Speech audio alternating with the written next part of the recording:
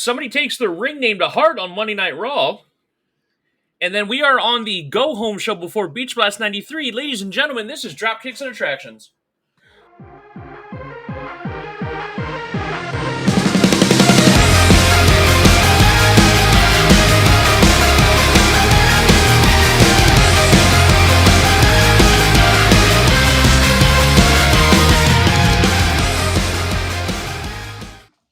Ladies and gentlemen, welcome aboard to episode, what are we now on? 4 or 5? Season 3, Episode 5. Thank you. Episode 5 of Dropkicks and Attractions. And sorry for any of the double posts because we found an audio issue after the fact that we had posted the first episode last week. So we double posted, but we have the audio issue fixed now. We should be fine. Yeah, the issue is resolved. Yes. So there was a double post. We'll be back to single posts this week. I am, of course, without any introduction needed, but still, Xander Invictus. And I am joined by my co-host, Big Bach. Hello, sir. Hello, Xander. How's your night going? Other than I burned myself severely at work, I'm doing fine. Yeah, you talked about that. That I can't imagine that. That must have been the worst. Yeah, near boiling water on your skin. It's fine. But, obviously, I hate to do this on multiple weeks, but we do have to start with some sad news again. We had just mentioned him last week, and he has passed away since then. The passing of country music star Toby Keith. I was not a fan of his stuff, but R.I.P. Yeah, no, I mean, I'm not the biggest country fan, but, he was very popular. Huge with the military, and he was also a big wrestling fan. And I actually learned this from, everybody talking about him. Everybody knows, probably you would say his biggest hit was courtesy of the Red, White, and Blue. Mm-hmm. And he was very big at going to USO shows. He went to Iraq a bunch of times. He always went on, the tours overseas. Always.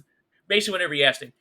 And the idea was, originally for that song, that he was only going to sing that at USO shows. That was going to be, the only time you heard that was at USO shows. Didn't know that. Yeah, he wrote it specifically for that. And General Mathis, one of the baddest motherfuckers that ever lived, a Marine general, that's a freaking, if you want to talk about a straight up dude, that's a dude. Mm-hmm. Basically, he said, hey, this song's big. You need to release this everywhere. This song's a bop, basically. Right. He did, and it probably became, I would say, one of, if not his biggest hits he ever had. Mm-hmm. He was always backstage at WWE shows. He was always a huge fan. Everybody loved him back there. He was actually on the first episode. We mentioned this last week because when we were talking about Lex Luger. He was on the first episode of the TNA pay-per-views because for those that don't know, for the first year or two, TNA was weekly pay-per-views. Right. They were $10 a month, but, we'll get to that when we get there. He was on the pay-per-view. Oh, didn't know that. Yeah, he was in the Battle Royal for the main event because he was playing the song. Jeff Jarrett interrupted him, so he's like, hey, I'm getting in the Battle Royal for the, the world title. Mm-hmm. Hit basically a picture-perfect vertical suplex, which, granted, that's one of the initial moves you learn in wrestling. But for basically a non-wrestler to come in and hit, it was perfect. Cool. Yeah, it was kind of cool to watch him in there. Like I said, he was a big wrestling guy. So obviously we want to send our sympathies to his family. Mm-hmm. So now we shall go ahead and get into the meat and taters of the show. We are about a month out before SummerSlam 93, which we find when we get to it, we actually get our first control center for SummerSlam, which is in about a month and a half. And then we are actually on the go-home show on Saturday night before Beach Blast, which we have our final control center for that. Right. So the show opens right away. Boom. For Monday Night Raw, July 12th, 93, and we're still in the Manhattan Center, and boom, instantly first match of the night. We're already playing Yokozuna's music because we're starting with the WWF title match, Crush versus Yokozuna. As usual, we've got Vince, Randy, and Bobby on commentary, and Bobby's commentary is so slanted, the words are rolling right off the prompter. Oh, yeah, but once again, that's why I love Bobby. He was one of the best color guys out there. And I have been told that is the entire point of the color commentary, so I should probably just shut up. No. I don't say show up. It's fun to get somebody who's not used to, that style of Bobby. The tradition is that the play-by-play guy was always traditionally slated towards the face. Right. And the color commentator, which a lot of times was usually like a manager or a wrestler, somebody you can bring color and experience to the thing, that's why they were called the color, was always slanted towards the heels. That's what I meant. Like I said, I have been told that. Yeah, so this is nothing unusual. I thought the match actually started back and forth a little bit nicely, very equal.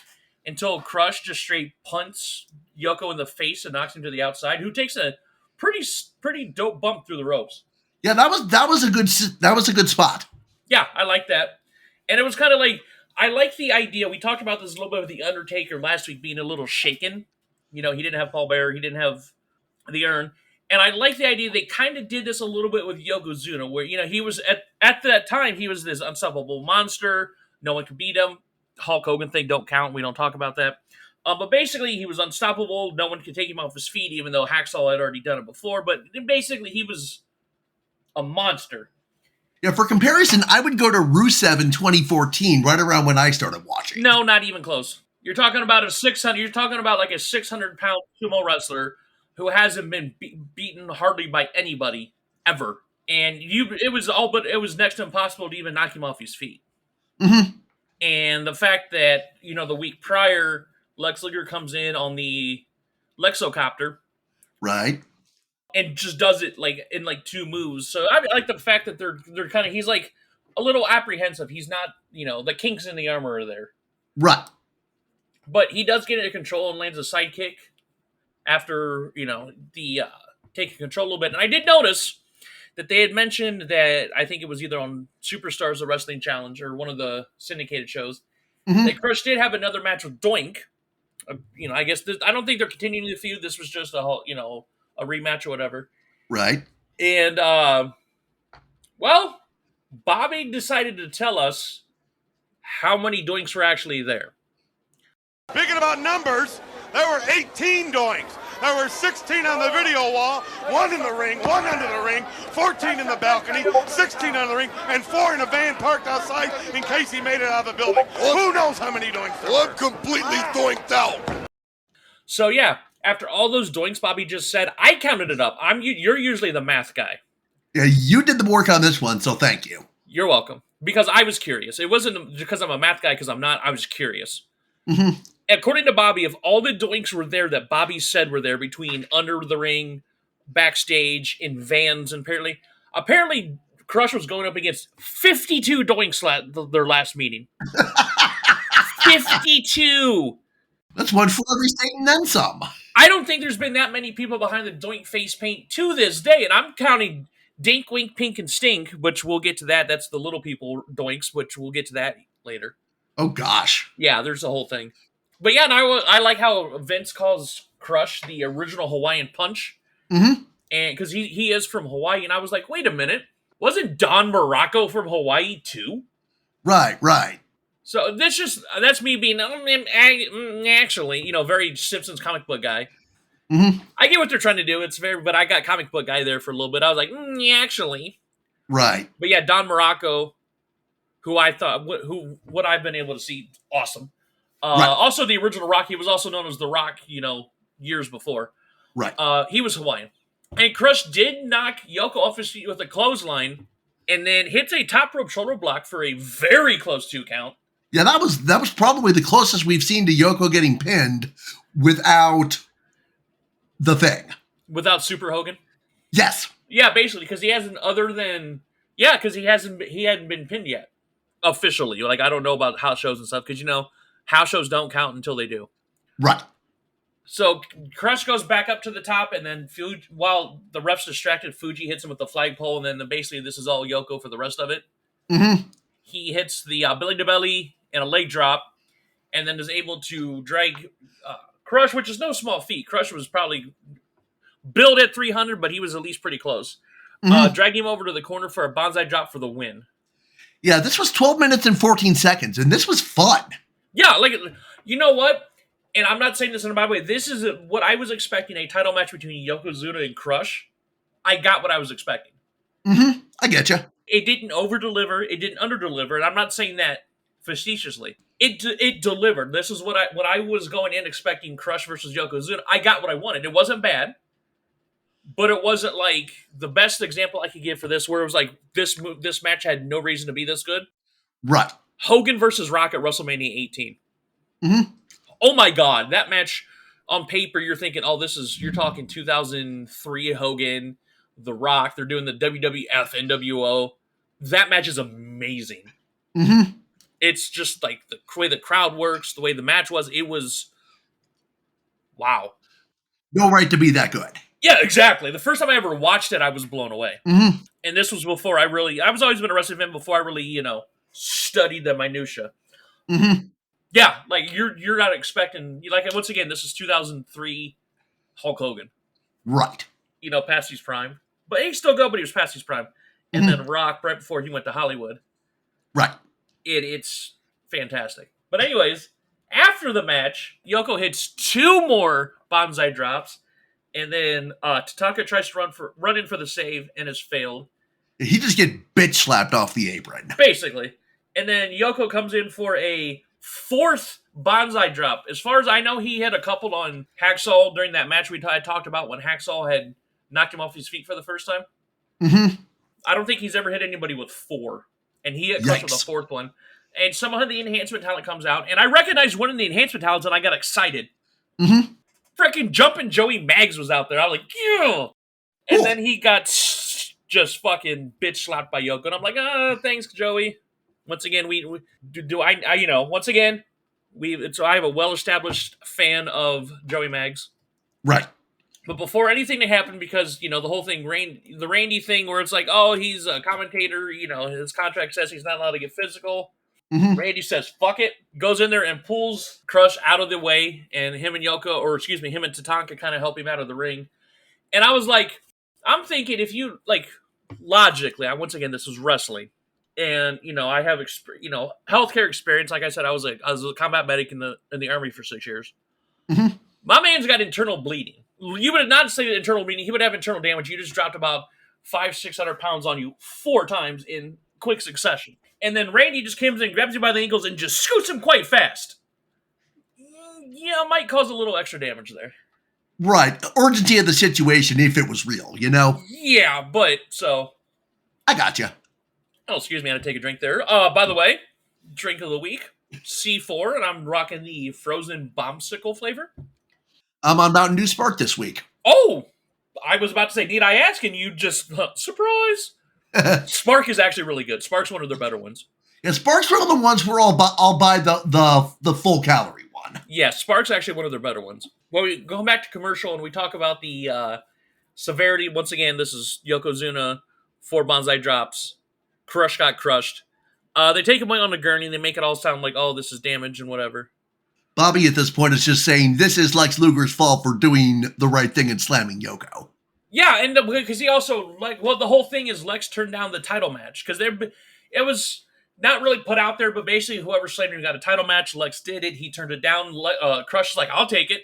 Right. So Bobby for the rest of the episode kind of tries to put this all on Lex because if he wouldn't have taken this match, Crush wouldn't have got hurt. Gotcha. So, speaking of hurt, holy fuck. We got the Head Shrinkers versus PJ Walker, the future Just Incredible, and Aaron Ferguson. By the way, Vince got the names flipped. PJ Walker, he called Ferguson the whole match, and then he called Ferguson Walker the whole match. Oh, I did not realize that. Yeah. And speaking of gurneys, holy fuck, PJ Walker almost died. Yeah, this whole match was just a brawl. Well, no, like the first move they did, I don't know if it was supposed to be like a flapjack or like a slam like that, and he thought it was a back body drop or there was a miscommunication. My man almost landed on his neck. Oh, jeez, I was watching that, I go, oh god! Like, and then they just, like, it looked like, you can tell he was trained well because that almost looked bad, because I don't know if there was like a miscommunication, whether it was supposed to be like a flapjack or a back body drop, but whew. Gotcha. That was bad. And then the real Ferguson didn't fare much better. Yeah, it worked for what it was, just basic enhancement. Yeah, but I'm just talking about just the damage that the head triggers did on these guys. I'm like, oh god. Yeah, it was nasty. But basically, they got Ferguson up for a double team reverse STO, and then Samu came off the top rope with a splash, and thank God that this match is mercifully over. 3 minutes, 3 seconds. The head triggers looked so good. They really did. Minus that spot, that miscommunication beginning of the match, they look so good. Like, especially after the Samu lost to The Undertaker last week, these guys look like, ooh. Like they're on a mission. Yeah, speaking of, they look like men on a mission, but we'll see those guys later. Right. Or as Vince calls them, mom.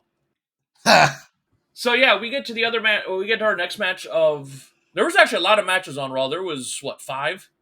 Yeah, I think so. Yeah, for an hour show, that's a lot. We get Tatanka, which I was always a fan of, versus the Brooklyn Brawler. Randy said Crush is not doing good. Mhm. And this is what I call, once again, Randyism. This might have just been, Randy trying to be very, because it was always like him and Crush were friends. Randy said he's having trouble breathing, whatever that means. Huh? Randy, that means he's having trouble breathing. Because, you had all that weight on your chest. But yeah, he's having trouble breathing. Well, yeah, whatever that means. And what a lot of this was, Vince actually says this during this match, that, yeah, sorry, we're talking about Crush too much as opposed to talking about this match. They actually acknowledge it. And this is right at the point where Tatanka hit a nice power slam. And this is what surprised me. Like, I get the Brooklyn Brawler's a character, but he's always been the enhancement guy that always loses. Mm-hmm. He got a lot in this match. Yeah, he really did. Like, this was even, I think. Oh, damn near. Like, I even put in my notes how surprised that how much Brawler actually got. Like, did I think he was going to win? No, never. Like, once the Brawler's like, okay, that's he's always been that guy. He's putting someone over. Yeah, but I'm surprised on how much he got. Mm-hmm. But, yeah, he was in control for, like, I would say for the latter half of the match, he was in control for the majority of it. Mm-hmm. But Tatanka did his version of whatever hulking up is in Tatanka and hit the end of the trail, Samoan drop for the win. 7 minutes, 12 seconds. Not bad at all. No, I was just surprised on how long it was. Like, usually matches like this are like half that. Backtracking for a sec, while they're talking about Crush, Vince actually asks Bobby for decorum. And I'm like, have you ever interacted with him, Vince? Oh, we'll talk about this later on, especially since, Jerry Lawler's guest next week. We'll talk about decorum.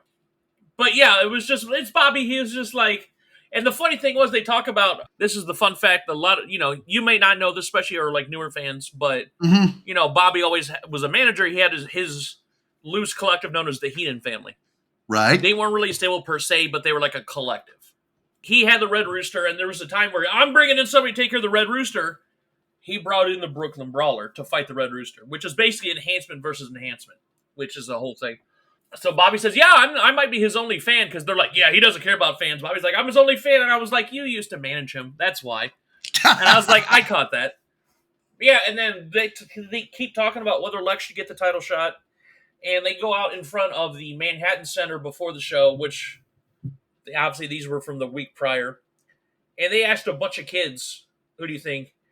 And the one kid said, was it America or freedom, like 800 times in his comment.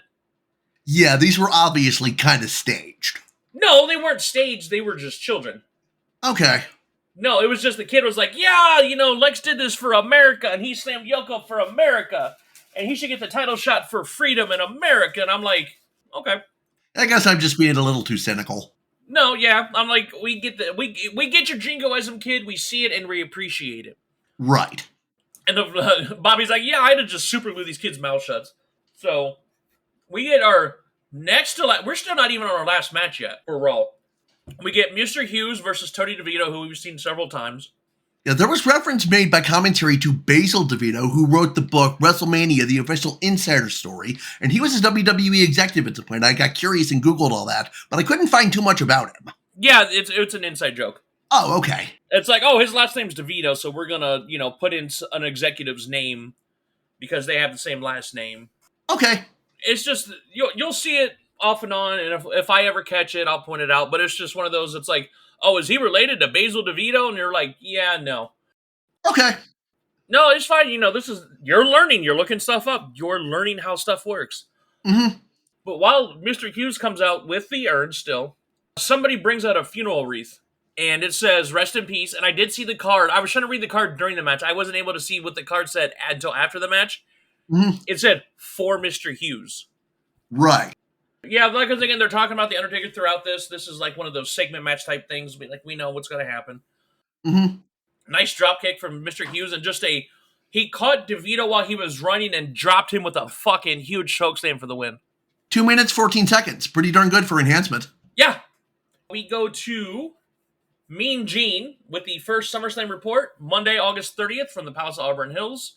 They do announce the first match. We are getting the fallout from King of the Ring. We are getting Bret Hart versus Jerry Lawler. And that's basically all they announce. Mm-hmm. Once again, we're like a month and a half out. I'm not expecting them to show the whole card yet. Right, not yet. No. But we have our first match at least announced. And back from commercial, we get another vignette from how Vince likes to call them Mom. Mom? Mom? Mommy? Mommy? It reminds me of the whole Stewie thing. Mommy? Mom? Mom? Mama? Mommy? Oh, yeah, I know Mom? that gag. Yeah. And I noticed that Mabel, Mo, and Oscar's the rapping one, he says M to the M to the O. And I'm like, they play World of Warcraft? I didn't catch that. That's the first thing that popped in my head, where it was just like M to the M to the O. I was like, oh, these guys play Elder Scrolls. Fantastic. But it was just, yeah, this is a different vignette, but it was the same thing where it's like, Right. and then we get our last match of the week, or excuse me, last match of the night. Adam Bomb with Johnny Polo versus Scott Amati, who apparently was allowed to be out of high school today because that dude looks like he's about 15. He looks very young. Very young, not very. He looks muscular, but it's just like this guy looks like he's on a field trip. This was all Adam Bomb. The top rope clothesline meltdown. This was all Adam Bomb. You have 2 minutes, 40 seconds. Yeah, there was not much to say about this match.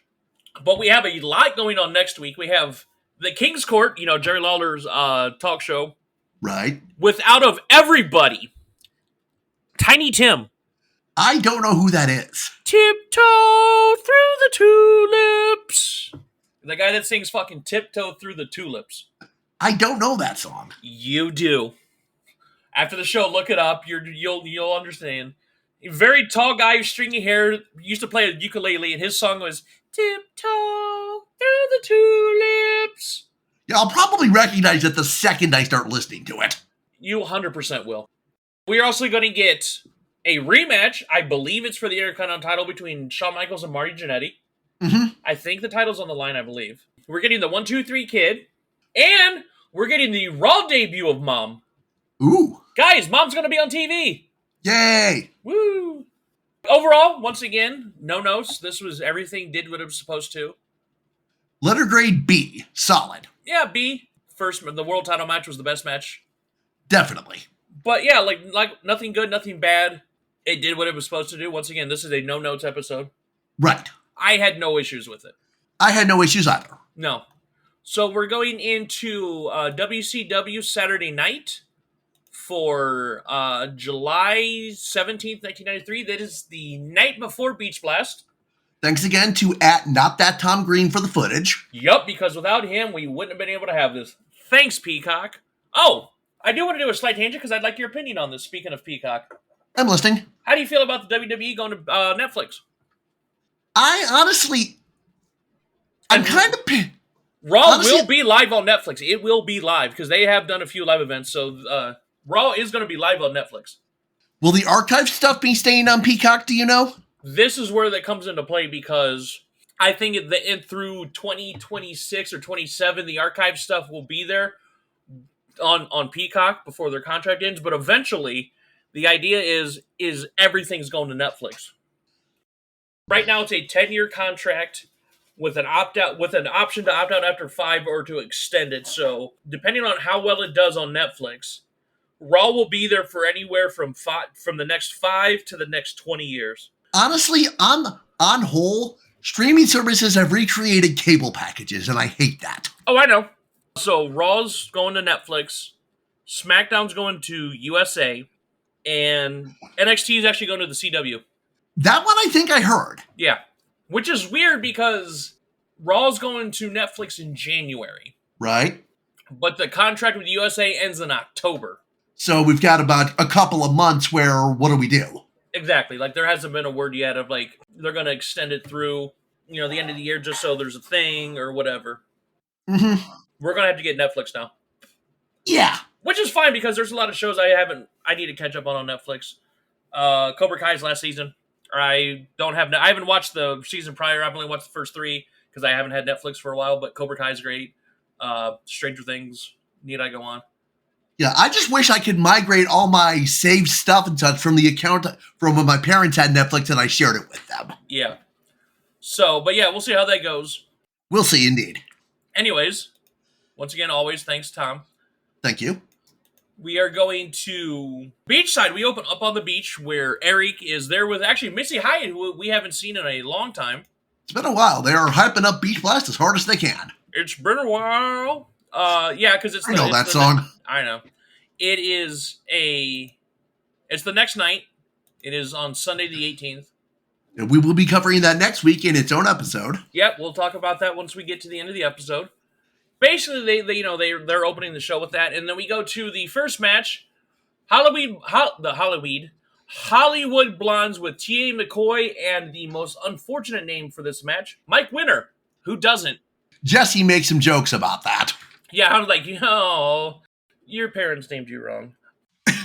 We go get comments from Roma and Anderson, who are going for the tag titles, and you could just see the difference it was a short promo. You could see the short difference in Roma's delivery, where it's like, I'm going to show why I'm a horseman. I'm going to kick your butt, and Anderson just starts waxing poetically. Yeah, go ahead and let us bleed, blah, blah, blah. It's like, it was like there was night and day. Absolutely. Like Roma felt like he was reading from a script, Arn didn't. Yeah. And and Arn was the kind of guy that he didn't need a script. You'd be like, hey, this is what we need you to say. He's like, all right, how much time you got? Cool. Right. And we've seen, like, he's been knocking out of the park every promo every time. Mm-hmm. And one thing I like about him, and that was one thing I tried to do with the few promos I did when I was in wrestling training, he didn't yell very often. Right. You noticed that. And that was the one thing I liked doing. Like, Arn Anderson was a guy I used to listen to a lot. Harley Race, a lot of times when he would do promos when he wrestled, didn't yell a lot. Quiet intensity. Yeah. And that's what I liked is that, he would be quiet, they would get the point across, and still sound like Arn didn't yell, but you could still tell that he was going to kick your ass. Right.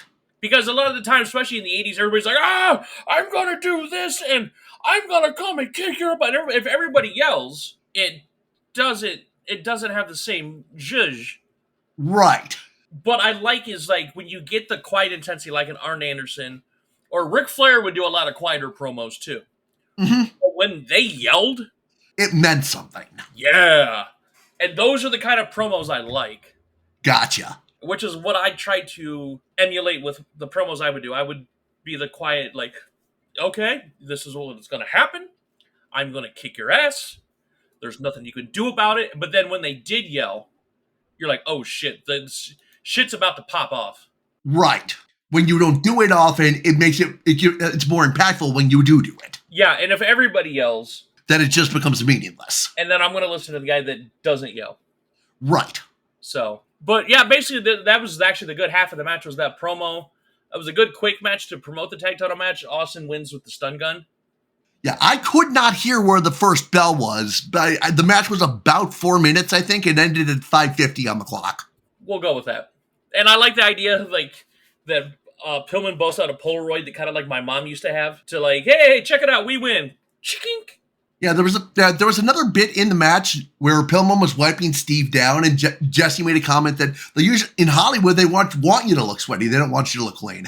Yeah, and then we go that Jesse and Tony are talking about the amateur challenge again, and some mention of a contract. Like, I hope not. And now out comes Sid and Colonel Parker coming in. Great. Now this is where it's just like I was always not a big fan of the guys that yelled all the time. Mm-hmm. With Sid, it worked for me. Yeah, he looks like a guy who can back up the yelling. Yeah, well, yeah, because he was also about 6'8", 6'10". Right. But Sid also looked like when he was called Psycho Sid for a reason. Mm-hmm. He was Sid Vicious for a reason.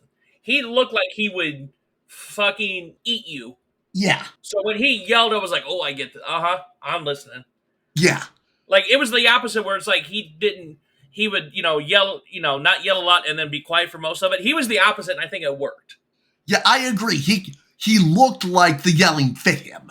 And then when he got real quiet and started talking through his teeth, you're like, oh, nope, I'm out. Nope, I'm good. Because it's also the opposite. When you got it that yells all the time, and then he gets real quiet, especially when Sid would talk through his teeth, that's scary. Agreed.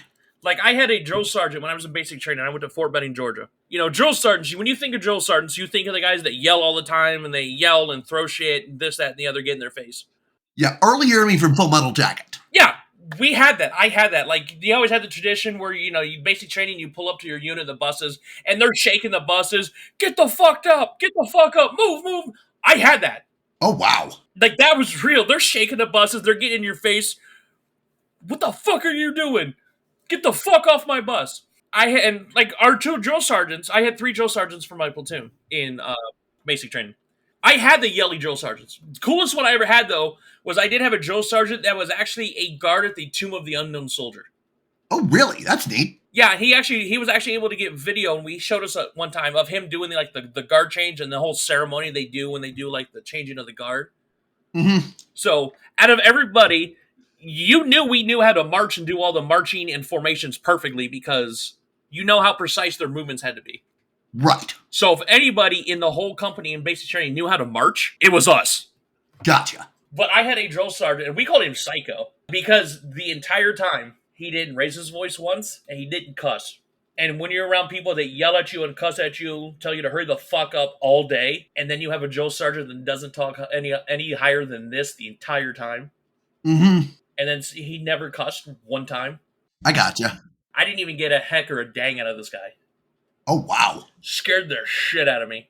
He looked at us at the beginning of the first day of his training and pointed to one of the top bunks, and he says, if I ever have to sit up there, y'all are in trouble. Why would that happen? Just be like, hey, if I have to sit up there, I'm going to make sure. He's like, don't make me have to sit up there. That was the warning. Because if you guys screw up to the point I have to sit up there on that top bunk and watch you, not going to be pretty. Okay. It happened once. We were in the push-up position. Just the position. We weren't doing push-ups. We were in the push-up position for 2.5 hours. Oh, my gosh. One of the guys got a nosebleed from just being in that position. Eeh. And even funnier, one of the other drill sergeants came in. He goes, are you bleeding on my fucking floor? How dare, what the fuck are you doing bleeding on my goddamn fucking floor? Yikes.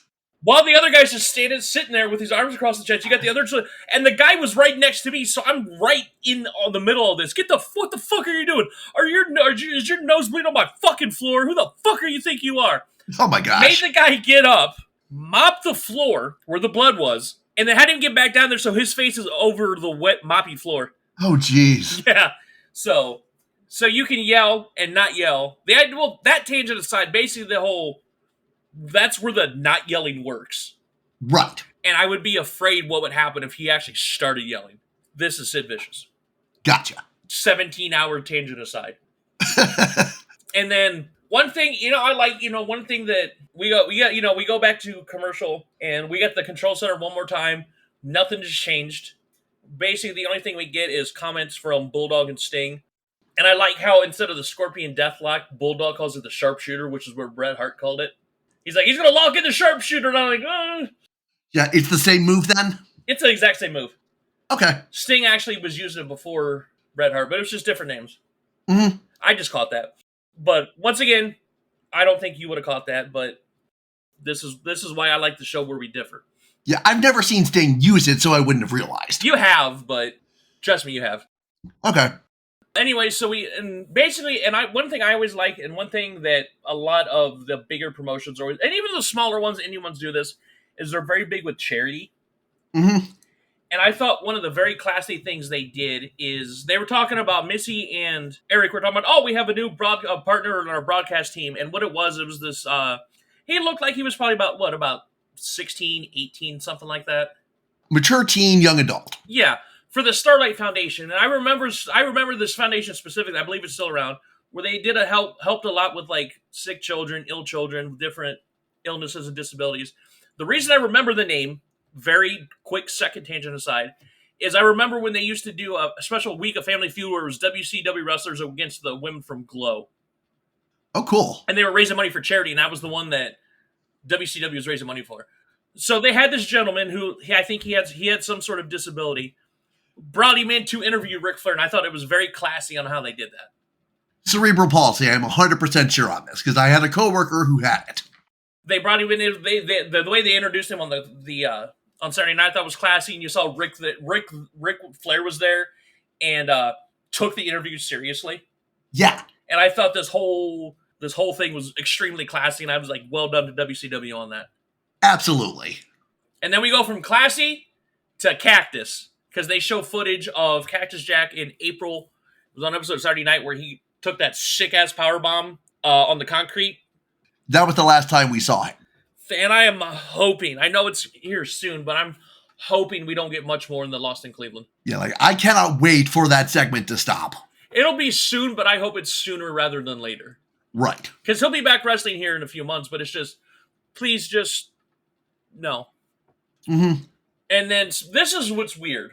I think they were trying to do, like, I just caught this, I think I called it mainly because there's no commercial breaks on the video, that Sid and Colonel Parker come out, say their promo, and it's a couple minutes, and then we have our next match, which is Tom Zank versus Sid Vicious, and then Sid and the Colonel Parker come back out from backstage again.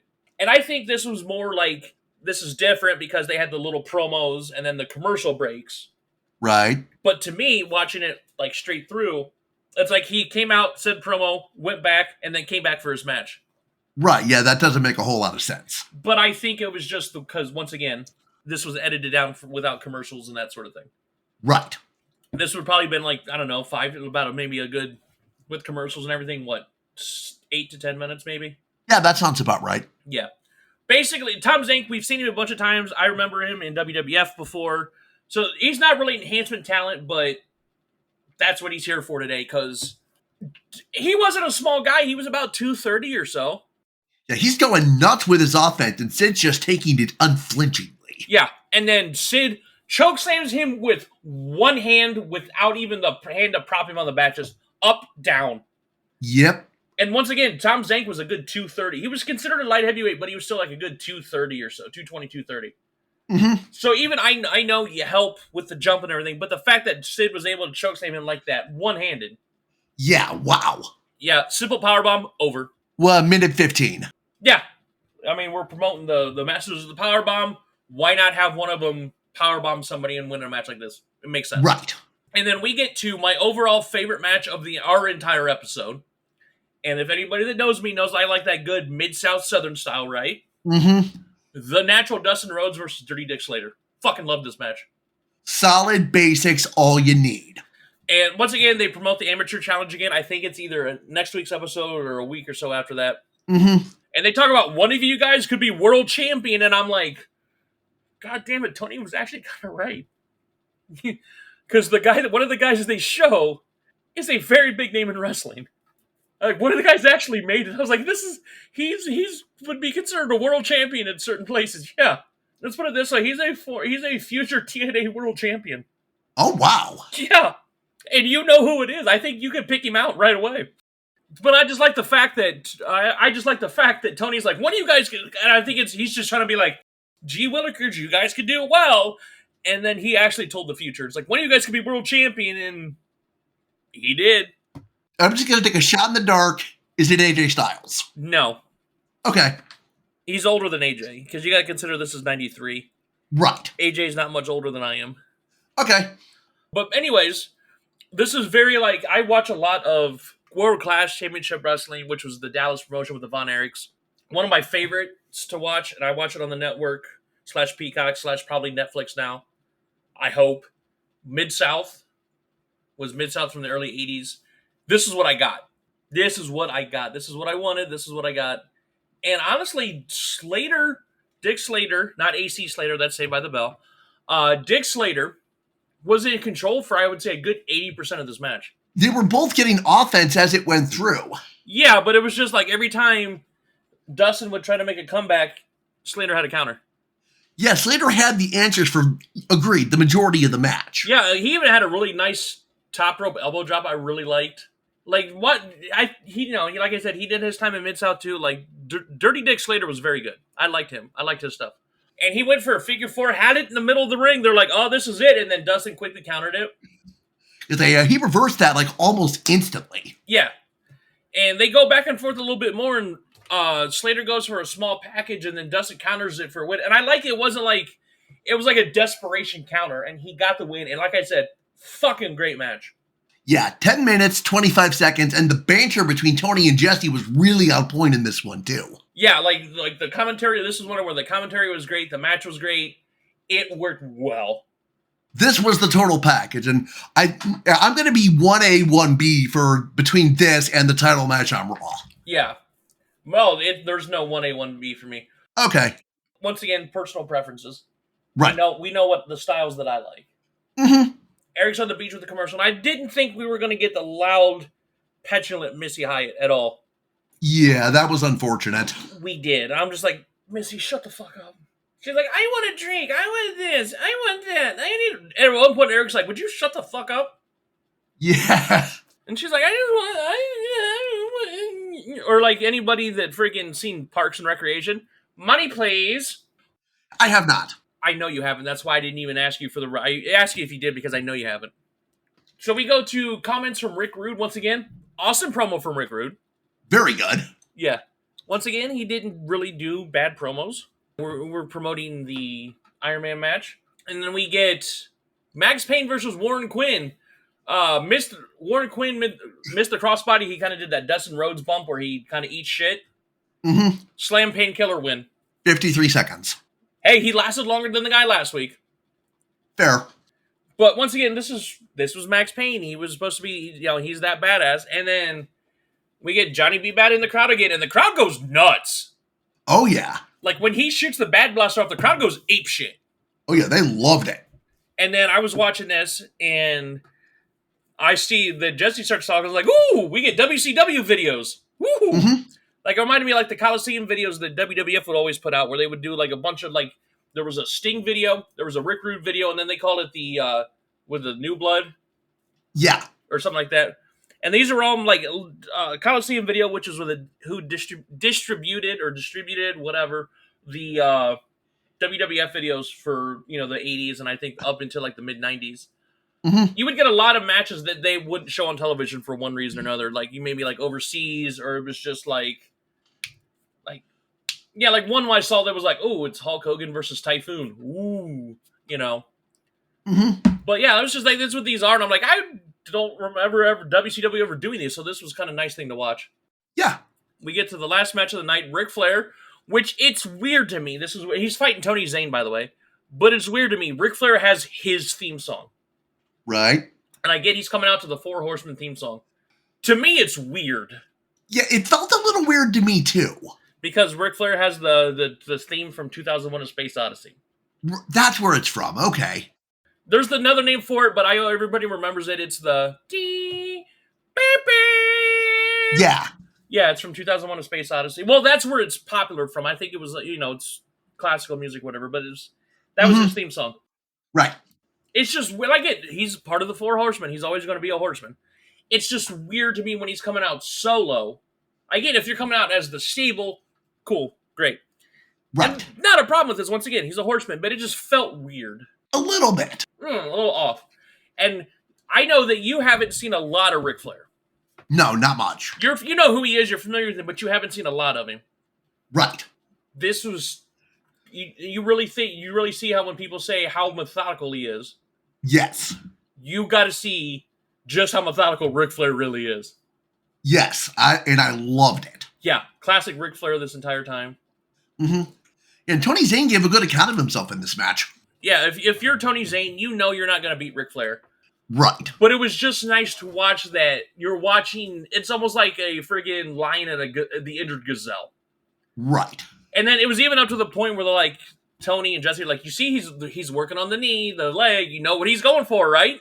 Yep, the figure four. Yep, and that's what he did. He locked it in for the win. That was 5 minutes, 5 seconds. Yeah. Great way to end the show. Yeah, and it was just like, it was 5 minutes, but it wasn't like Tony got a little bit, but a lot of that was just Ric Flair working on the leg, working on the leg, working on the leg. And then now it's time to lock in the figure four. Yeah, Ric Flair doing what Ric Flair does. Yeah. Speaking of which, Tony has an interview after the show with Ric Flair. Great Ric Flair promo.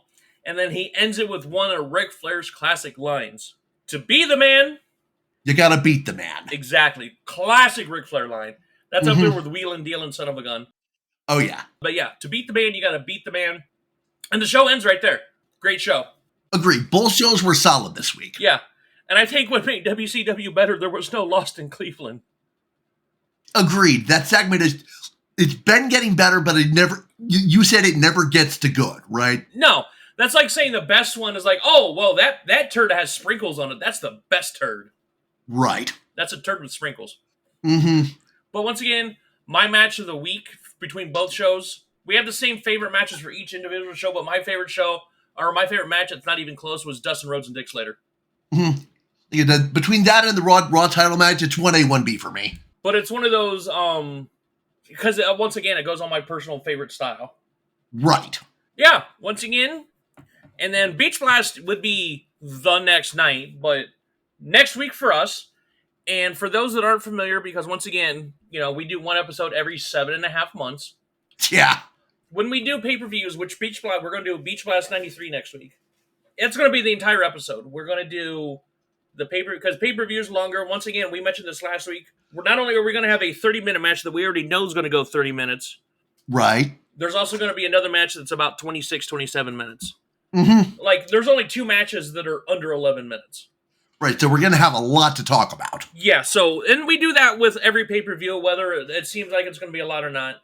Mm-hmm. Yeah, each pay-per-view gets its own episode, so we can kind of do a little bit more deep dive in the pay-per-view. Right. There is one match that they didn't mention yet, and I'll just save that for next week, which is one of the sub-11-minute matches. Gotcha. But, yeah, so look forward to Beach Blast next week. We got the Masters of the Powerbomb versus Sting and Davey.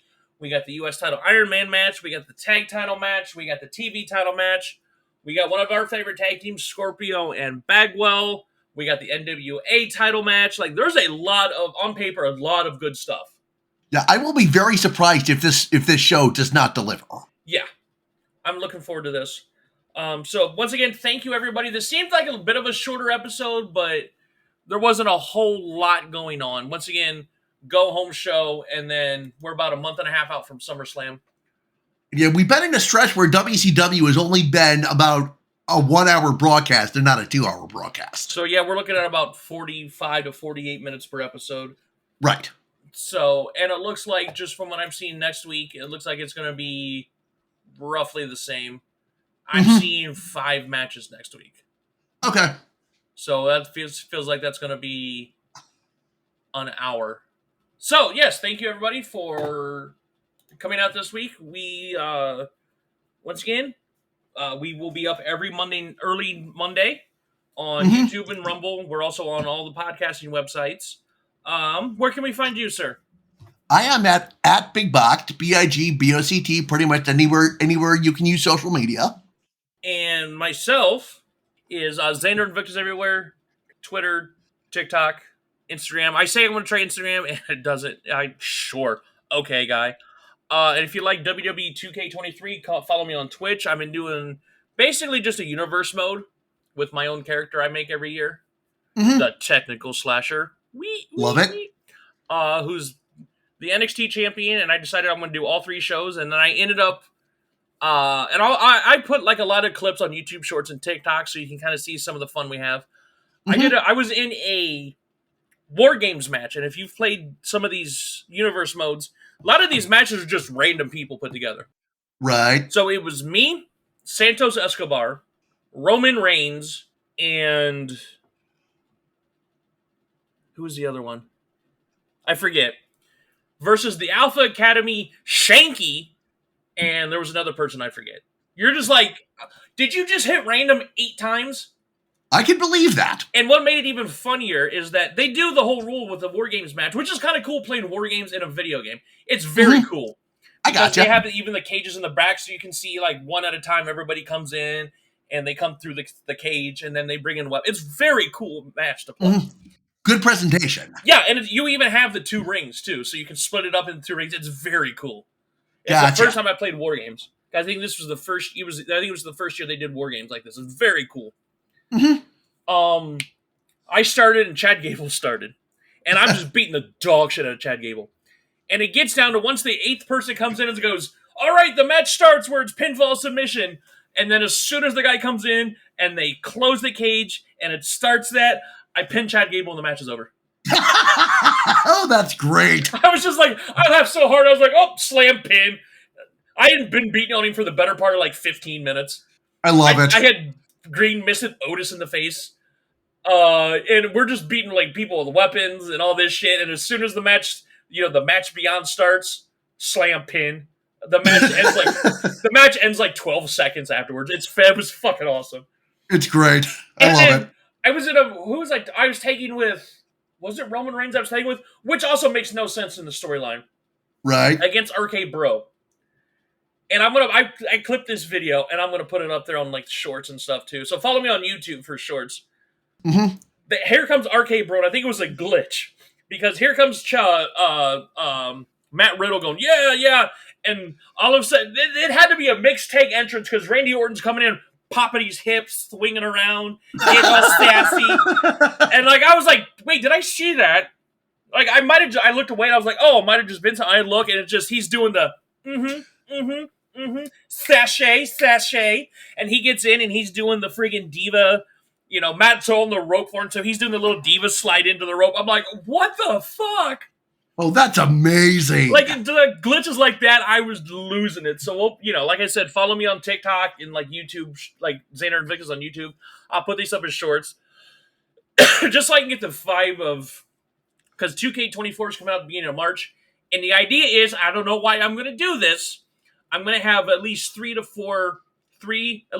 not four, shows. Like, there's not going to be Raw, NXT, or SmackDown. All custom characters. Oh, wow. And I'm going to do a horror one, which I might make me and put me on that one. Mm-hmm. I want to do one called Dunder Thunder, where it is characters from The Office. I love the sound of that. The entire roster is just characters. And I'm totally doing Florida Stanley. And everybody knows me, and Stanley's my favorite character. I'm doing Florida Stanley. I haven't decided on the third show yet. I have ideas of what I want to do, like, roster-wise. Because they're all going to have I want to do their own arenas, and do the belts. But I'm going to have to make fucking 60 to 90 fucking characters. So what I'm going to do is, like, when we first get the game, like the showcase mode, My Rises, so I can stream it while I'm making the characters and getting everything ready. And then we're just going to do call leagues where I commentate for the rest of the time the game's out. Gotcha. So, yeah. So if you like watching 2K23 and 24, Twitch, TikTok, YouTube, and if you're watching us on YouTube or Rumble, we'll have a link tree in the description with all of our links aggregated. Yeah, absolutely. Thank you, everybody, for coming out, and we will see you next week. Take care.